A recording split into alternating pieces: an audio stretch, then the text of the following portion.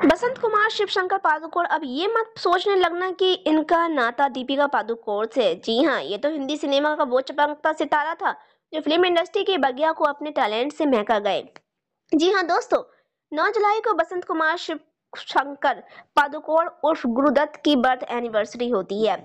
जी हाँ दोस्तों, भाई डायरेक्टर, प्रोड्यूसर, एक्टर, कोरियोग्राफर और राइटर गुरुदत्त का कर्नाटक में जन्म हुआ। ब्राह्मण परिवार में जन्मे गुरुदत्त पादुकोण के पिता हेड मास्टर और बैंकर थे, जो माँ टीचर और राइटर थी। उनका बचपन कोलकाता में बीता और इसी वजह से वह बहुत ही शानदार बंगाली बोलते थे।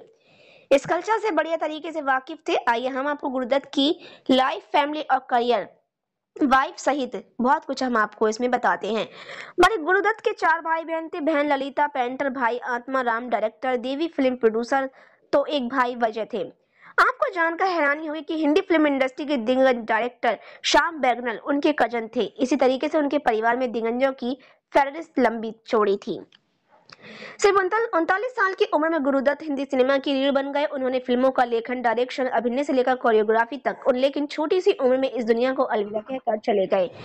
गुरुदत्त ने अपनी निजी जिंदगी में जो चाहा उन्होंने वो हासिल किया, लेकिन निजी जिंदगी में कभी उन्हें प्यार हासिल नहीं हो पाया। उन्होंने 2 बार प्यार हुआ लेकिन मुकम्मल नहीं हुआ। कहा तो ये भी जाता है कि इसी चलते उनकी जिंदगी तन्हा हो गई और उनकी मौत हो गई। भाई गुरुदत्त का पहला प्यार गीता दत्त थी। एक जाने मानी बड़ी गायिका हुआ करती थी और फिल्म में उन्हें लेने के लिए डायरेक्टर्स लड़ा भी करते थे। गीता संग गुरुदत्त की पहली मुलाकात फिल्म बाजी के दौरान हुई थी। इस फिल्म में उन्होंने गाना गाया और साथ ही गुरुदत्त संग प्यार में पड़ गई। 3 साल दोनों ने एक दूसरे को डेट किया और फिर इस शादी को किया। साल 1953 में गुरुदत्त और गीता ने शादी कर ली और दोनों के 3 बच्चे हुए। शादी कुछ समय बाद तक दोनों के बीच सब कुछ बढ़िया चला और दोनों अपने अपने परिवार में आगे बढ़ रहे थे।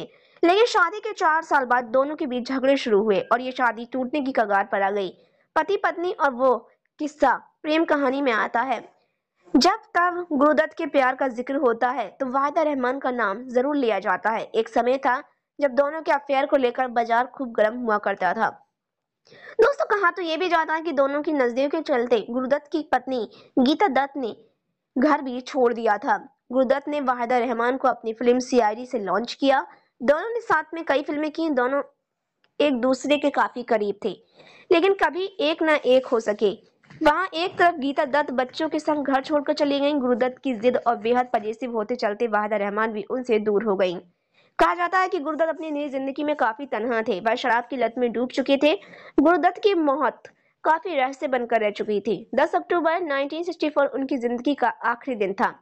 9 अक्टूबर की सुबह वह उठे, अपने बच्चों के साथ शॉपिंग पर गए और फिर लौटकर बहारें फिर कभी नहीं आएंगी पर काम करने लगेंगी। लेखक अबरार अलवी संग वह इस प्रोजेक्ट पर काम कर रहे थे। उस दिन अपने प्यार अबरार को अचानक कहने लगी, यार अबरार, अगर तुम बुरा ना मानो तो एक बात कहूँ, मैं अब रिटायरमेंट लेना चाहता हूँ। ऐसा लगा जैसे उन्हें मौत का पहले से ही आभास हो चुका था।